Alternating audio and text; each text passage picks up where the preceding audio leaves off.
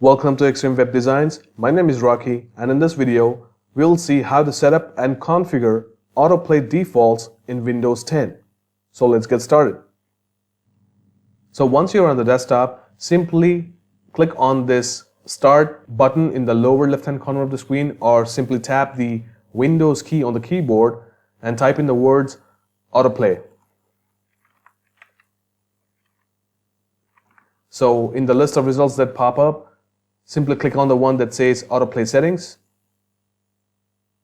And then we see a section that says Autoplays On. And just beneath this section, there is a heading that says Choose Autoplay Defaults.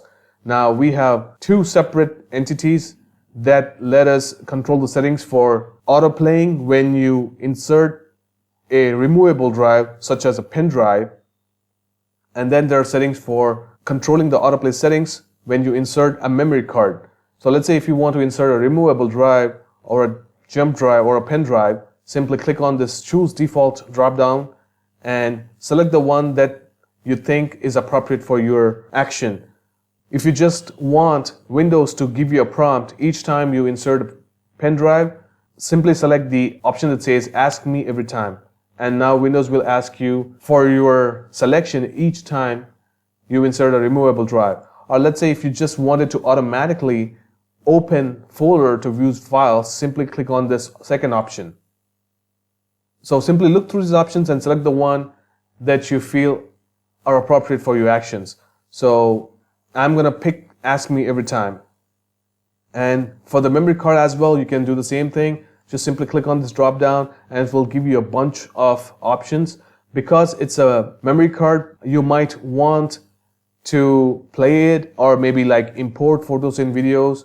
So just pick the one that you feel is more appropriate for your purpose. Or if you want Windows to prompt you to make a selection, just select Ask Me Every Time. So I'm gonna pick the same option for both these entities so that I can make the selection each time. And finally, if you would not want to have the autoplay options run for you, simply toggle this option to off. But I would suggest you to leave it on so that you can have these different options pop up each time you access these drives. So that is how you basically access and configure autoplay options for each of the devices that you want to use with your laptop or computer. That's it for this video. Thanks for watching.